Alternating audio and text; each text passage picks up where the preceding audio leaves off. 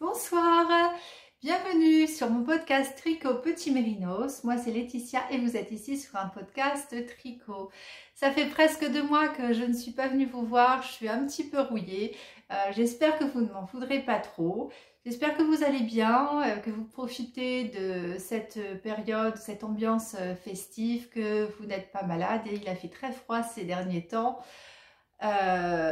J'ai eu très froid au travail et j'étais bien contente d'avoir terminé le pull que je vais vous présenter maintenant, qui est le pull Levi que j'ai testé pour Sari Nordlund, qui est arrivé à point nommé parce qu'au travail ils avaient coupé, ils n'avaient pas coupé, mais ils avaient baissé le chauffage, notamment dans la salle des professeurs, et il faisait vraiment très froid. Et notamment le soir, on a eu pas mal de réunions parents-professeurs qui ont duré jusqu'à 21 h. Ça fait des longues journées, hein. J'arrive au travail à 7h30 à peu près. Je repars vers 20h45, 21 h. Le temps de rentrer chez moi, 21h30. Quand vous êtes... et quand les élèves sont repartis, il fait un peu froid dans les salles, hein, quand on reçoit les parents. J'avoue que j'ai eu un petit peu froid et j'étais vraiment contente d'avoir terminé mon pull, hein. Ce pull, je l'ai terminé depuis un mois, puisque je devais le terminer pour le 30 novembre. J'ai mis à peu près 3 semaines à faire. Et voilà, depuis qu'il est terminé, je pense que j'ai dû le porter 5 ou 6 fois. Je le porte très souvent, je l'adore, il est super confortable. Donc sans plus tarder, voilà, je vous présente le pull Levi de Sari Nordlund. Donc ce magnifique jacquard qui normalement est tricoté en Letlopi, mais que j'ai choisi de tricoter en Gilliatt de Dererum Natura parce que la Letlopi me pique. Et là, la Gilliatt de Dererum Natura, ce n'est pas le cas du tout, ça ne pique absolument pas. Alors c'est une laine qui d'apparence est un peu sèche, mais qui s'adoucit beaucoup au lavage.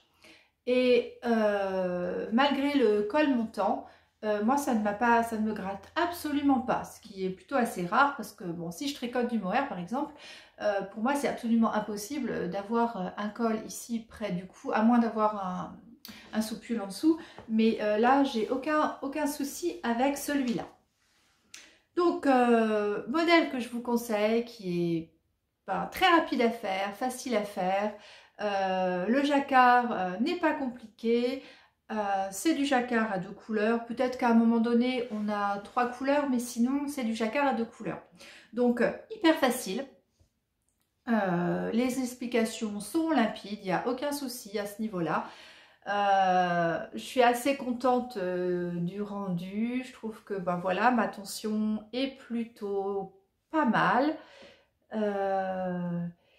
Alors vous voyez ici il y a une particularité sur ce jacquard, c'est que il y a des mailles en verre qu'on retrouve là, ça forme comme des petites tulipes, et puis on le retrouve ici au-dessus des triangles, et on a l'impression que ça forme des petits flocons de neige, mais non, ce sont des mailles en verre. Alors est-ce que c'est censé représenter un sommet enneigé? Je ne sais pas. Toujours est-il que le pull Levi tire son nom d'un sommet en Finlande, je crois. Est-ce que Sari est finlandaise? Il me semble, j'espère ne pas dire de bêtises. Mais en tout cas, ça vient de là, le nom Levi. On retrouve donc ce jacquard en bas. Alors, par contre, en bas, un petit rappel sur les manches. Et puis, on retrouve ici un petit peu de jacquard également. Là, peut-être la petite difficulté, c'est qu'en bas, en fait, vous voyez qu'il y a beaucoup de mailles entre ces deux sections. Je crois qu'il y a 9 mailles. Et vous ne pouvez pas croiser les fils à cet endroit-là parce que derrière du blanc, en fait, le noir, ça se voit. Donc, ce que j'ai fait, c'est que j'ai utilisé ce qu'on appelle la technique du ladder back. dont j'ai trouvé le tuto sur la chaîne de Claude Tricot, donc je vous mettrai ça en barre d'infos. La technique du ladder back, donc qui permet de croiser les fils mais sans qu'ils ne soient attachés au tricot et du coup on ne les voit pas. Alors ladder back, ladder en anglais c'est une échelle. Et alors est-ce qu'on va voir? Oui, on va voir mieux ici. Vous voyez ce que ça donne? Donc là les mailles sont comme pas tissées, mais elles sont croisées de telle façon que on ne les voit pas sur l'autre côté de l'ouvrage. Et c'est très facile, hein, c'est juste une manière de passer son fil. C'est hyper simple. Et ça permet donc de ne pas avoir de longs fils, de longues floats et qu'on risquerait d'accrocher. C'est donc bien pratique. Voilà. Voyez. Donc si vous avez un jacquard à faire et que vous voyez que vous avez de longs croisements derrière, de longs fils, ben, n'hésitez pas à aller voir cette technique parce que vraiment c'est très facile. Et je ne la connaissais pas avant cette technique et j'avais commencé par faire donc un jacquard croisement de fil normal toutes les 5 mailles, mais c'était vraiment pas beau. Donc j'ai démonté, j'ai cherché et j'ai trouvé cette technique. Bon, il y a d'autres vidéos, mais la technique qui m'a bien aidée, c'est celle de Claude Tricot. J'ai donc ensuite fait un rabattage à l'italienne que l'on retrouve également sur les manches. La finition est plus jolie à mon sens. Que dire d'autre? C'est un modèle qui est tout droit, tout simple, avec des rangs raccourcis derrière. Hein. Vous voyez que le col, l'encolure est un peu creusée ici. Hein. Ça, c'est fait avec des rangs raccourcis. Voilà. Donc, super modèle que j'adore. Il y a un autre modèle de Sari Nordlund qui est en test, qui est à peu près le même style de jacquard, mais on ne va pas retrouver ces espèces de petits flocons, mais vraiment dans le même style, qui doit sortir bah là, incessamment sous peu. Je ne sais pas si je vais pas l'acheter. Ou alors le demander gratuitement, parce qu'en fait Sari, quand on teste pour elle, on a droit à un patron gratuit de notre choix. Au départ, j'étais partie pour acheter le Foxberry, enfin pour prendre le Foxberry, et puis finalement, je ne sais plus si j'ai envie de faire le Foxberry. On va voir. C'est vrai que je change beaucoup d'avis. À chaque fois que je vois des nouveautés, bah, forcément, ça m'inspire. Et là, le Foxberry ne me tente plus tant que ça. Enfin, je me donne encore le temps de la réflexion parce que j'ai jusqu'à la fin du mois pour choisir mon patron. Cela dit, je ne sais pas si vous avez vu sur Instagram, mais au mois de décembre, Sari Nordlund fait des promos. Tous les jours, elle fait une promo sur un modèle. Et j'en ai profité quand même. J'ai acheté le patron Vargo, que je trouvais très joli, et j'ai aussi acheté le patron du pull Loumé que j'ai très envie de faire, que l'eau demoiselle a fait et qu'on peut voir dans ses vidéos de temps en temps, et moi j'ai très envie de le faire dans la version classique noire et crue. Voilà, et là donc je dois choisir un autre patron de Sari Nordlund, et c'est vrai que du coup j'hésite entre le Foxberry et peut-être ce nouveau modèle qu'elle est en train de sortir. Du coup, je ne sais plus, je ne sais plus. Donc je vous disais que j'avais tricoté ce pull dans la qualité Gilliatt. Et j'ai eu quelques mésaventures avec la Gilliatt. Donc pourquoi j'ai décidé de le faire en Gilliatt? C'est parce qu'il me restait une pelote et demie d'un pull précédent. Une pelote et demie du coloricel ici. Et donc, je n'avais qu'à racheter le complément des deux autres coloris. Donc, le coloris granit pour le gris moyen ici. Et ici, le noir, c'est le coloris ébène. Sauf que, donc j'ai commandé chez Dererom Natura deux pelotes, une pelote de coloris sel. Et malheureusement, elle était défectueuse. C'est-à-dire qu'il y avait, je vais essayer de vous insérer une photo, une ou deux photos. Il y avait des fils qui étaient, le fil était très très fin à certains endroits, mais vraiment comme de la fingering, mais même plus petit que ça, tout fin, tout fin, tout fin. Et à d'autres endroits, il était super épais. Et j'ai commencé à tricoter et je me suis dit non, c'est pas possible, ça se voit trop, c'est vraiment très très moche. Et j'ai contacté Dererom Natura qui m'a renvoyé une nouvelle pelote, ce qui était assez pressé parce que moi, il me restait 2 semaines pour terminer le pull.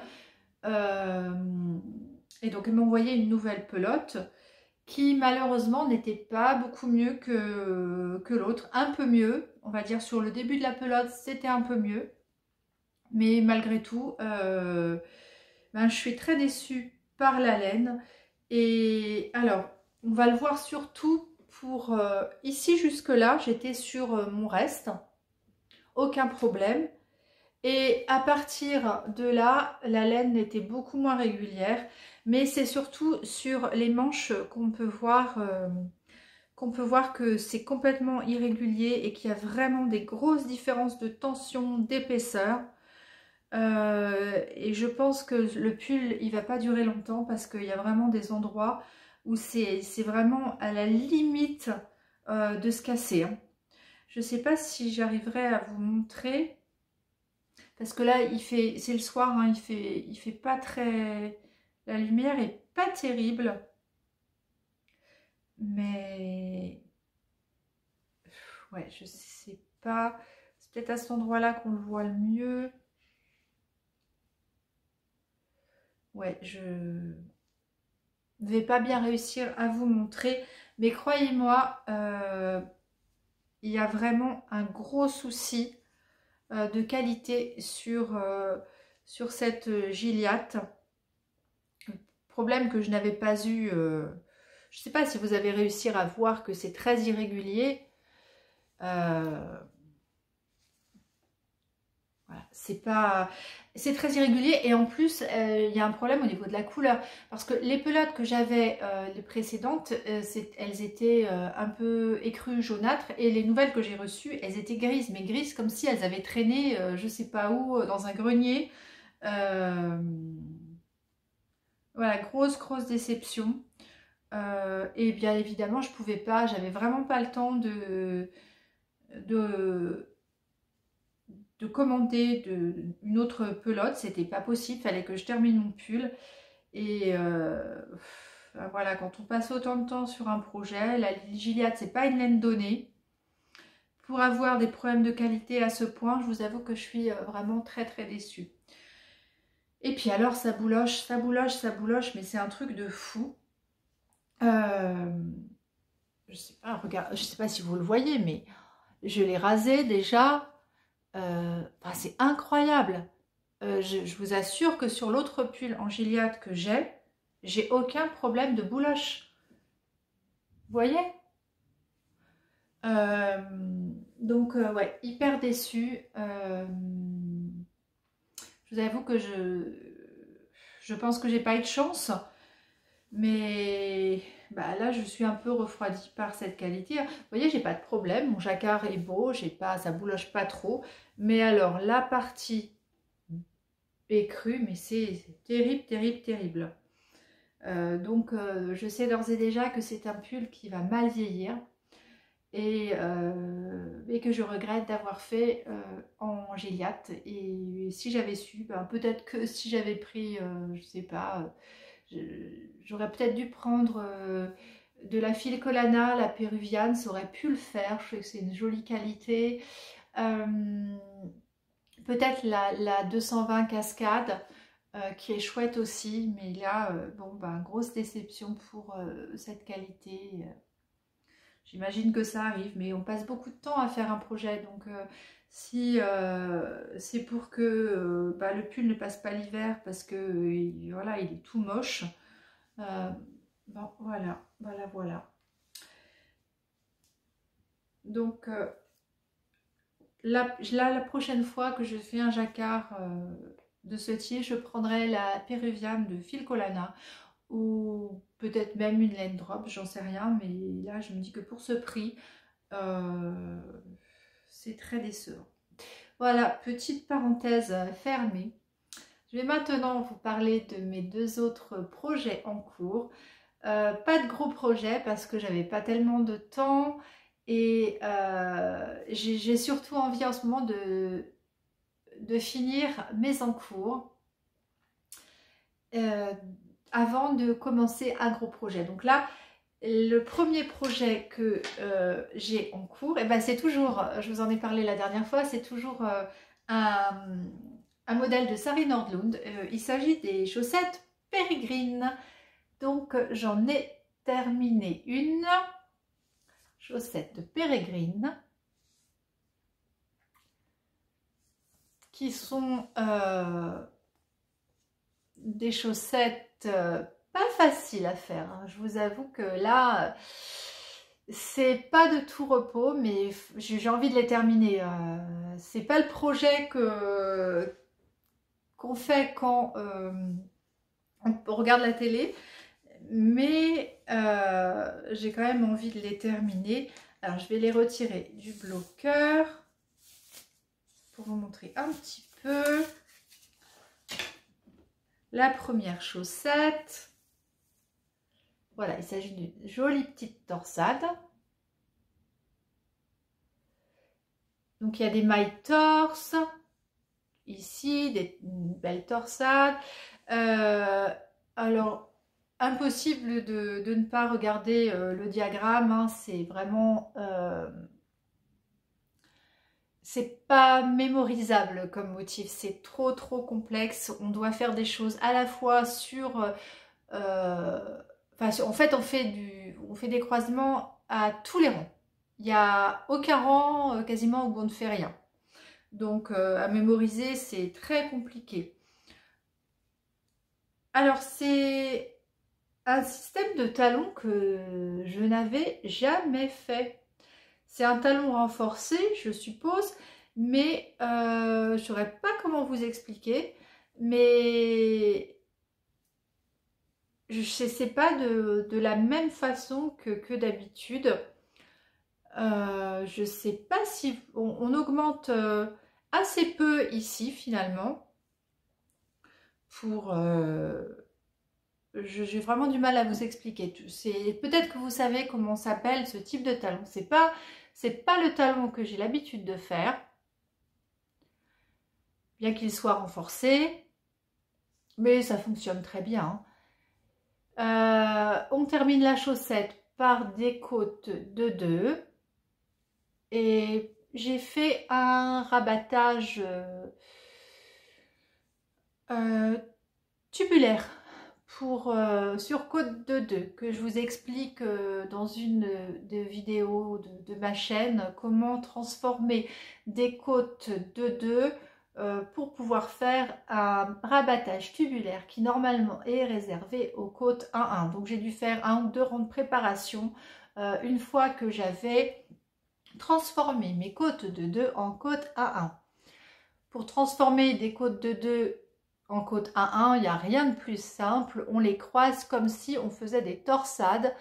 C'est très simple. Et ça fait quand même une belle finition élastique. Vous voyez, aucun souci pour passer les pieds, hein. Je préfère ça au Jenny's Surprisingly Stretching Bind Off parce que esthétiquement, c'est quand même beaucoup plus joli, hein, vous voyez. Donc, où est-ce que j'en suis de la deuxième? Ah mince, je vais chercher la deuxième, j'ai oublié de vous l'apporter.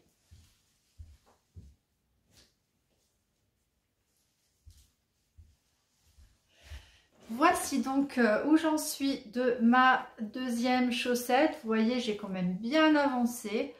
Je l'ai mis un petit peu en pause là parce que j'étais un petit peu fatiguée ces derniers temps, mais c'est en bonne voie. Alors je la tricote avec mon kit rouge Xiaogu. La première chaussette, je l'avais tricotée en Magic Loop jusque là, mais en fait quand je suis passée à la tige, je n'arrivais pas à tricoter, à faire une jolie jonction entre les deux parties du Magic Loop. D'abord, ça se voit un petit peu. C'est un peu moins régulier ici, là où il y a la jonction du Magic Loop. Bon, ça se voit pas tellement parce qu'avec le blocage, ça s'est atténué. Mais j'étais pas très contente du rendu, donc j'ai décidé de passer sur des mini circulaires. Normalement je n'aime pas ça parce que ça me fait mal aux mains, mais là j'ai pas eu trop le choix. Et finalement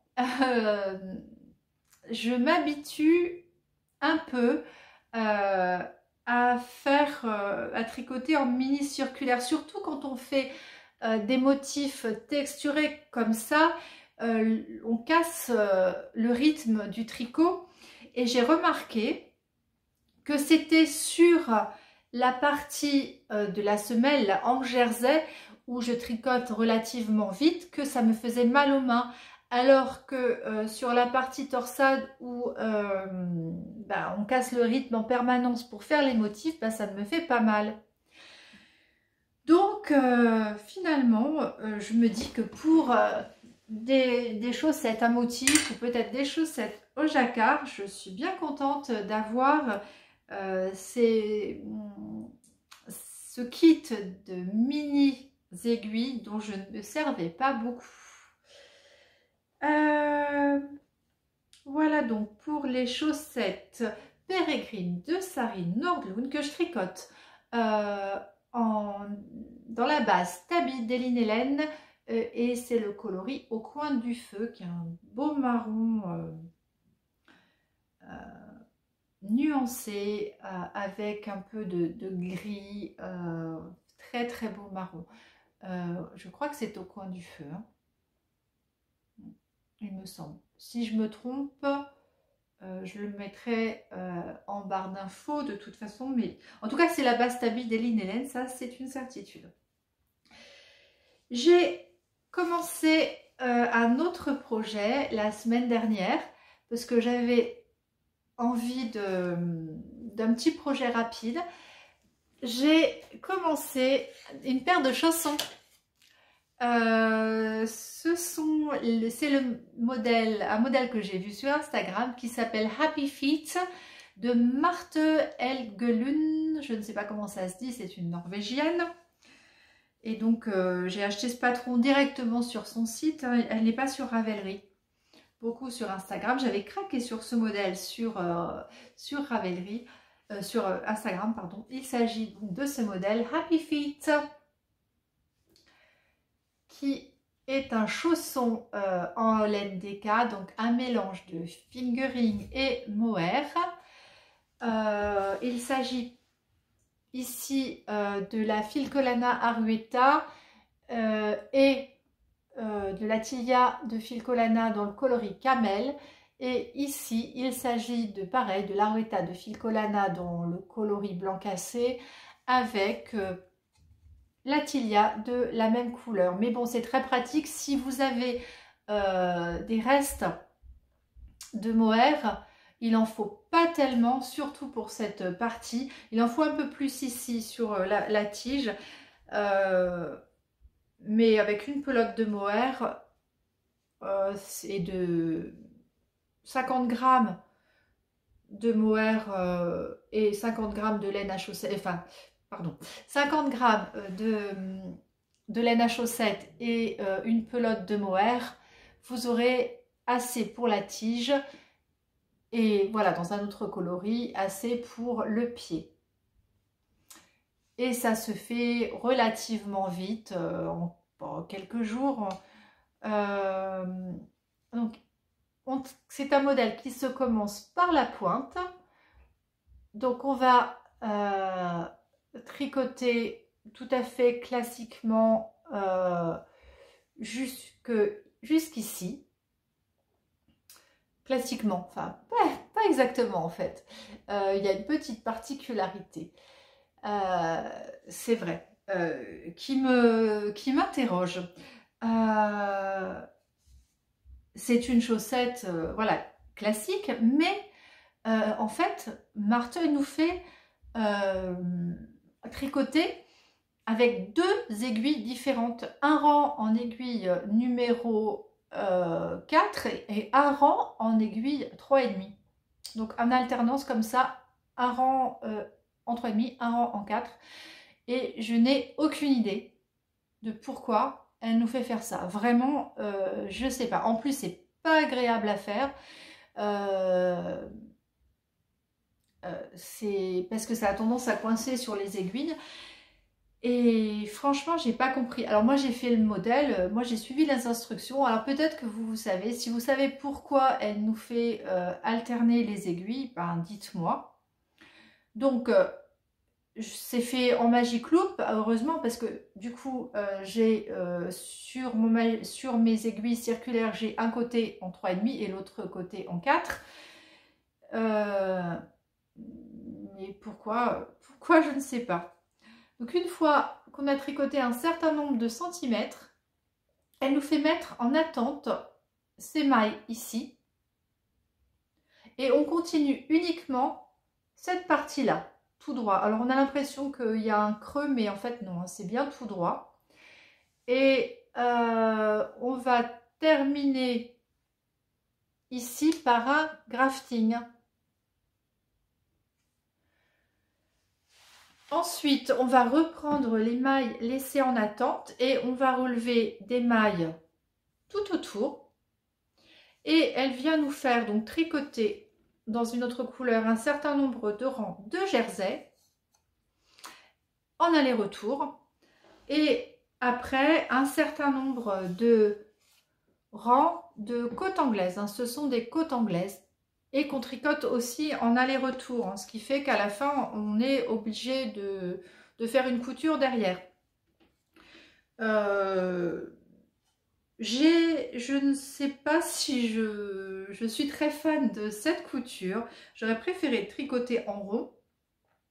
Et le fait est que j'ai trouvé sur internet, sur YouTube, des tutos pour tricoter les côtes anglaises en rond. Donc je pense que la deuxième chaussette, je vais essayer la technique des côtes anglaises en rond pour ne pas avoir à faire cette couture derrière. Bon, c'est pas grave en soi, mais c'est vrai que j'aime pas trop la couture. Donc on fait également, donc à la fin, un certain nombre voilà, de jersey de nouveau. Et on viendra replier la petite bordure en jersey en deux, comme le principe d'un col double. Et on a le choix soit de la tricoter en même temps, en rabattant les mailles, ou soit de rabattre, de coudre. C'est ce que j'ai fait. Moi, j'ai préféré coudre. J'ai trouvé ça plus facile.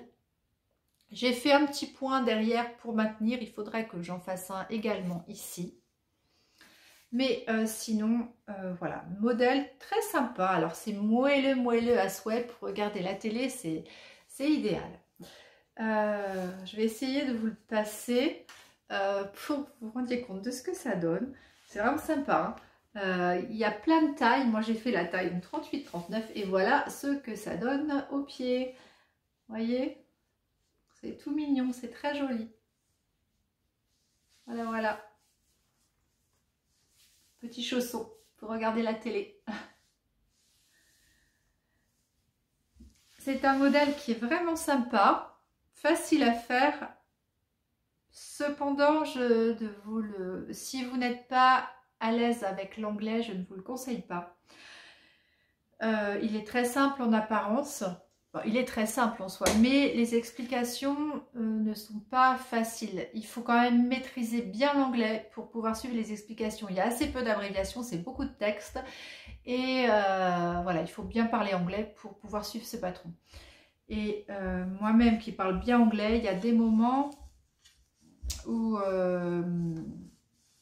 je n'arrivais pas à comprendre, voilà, ça me paraissait par moments un petit peu embrouillé. Mais en soi, c'est très simple, hein. C'est juste que voilà, faut savoir que le modèle n'existe pas en français et que si vous l'achetez en anglais, bah, il faut bien parler anglais. C'est pas vraiment un modèle pour les débutantes, malgré le fait qu'il soit très très simple. Et j'adore le résultat aussi. Et je pense que ce ne sera pas la dernière paire que je vais faire. Voilà, voilà pour mes petites avancées tricot. Sur ce, je vous souhaite de bonnes fêtes de Noël. Je reviendrai dans quelques jours pour vous montrer l'ouverture de ma box de Woolly Skein que j'ai reçue samedi et que je réserve pour le sapin de Noël. Bonne fête à tous, bon tricot et à bientôt!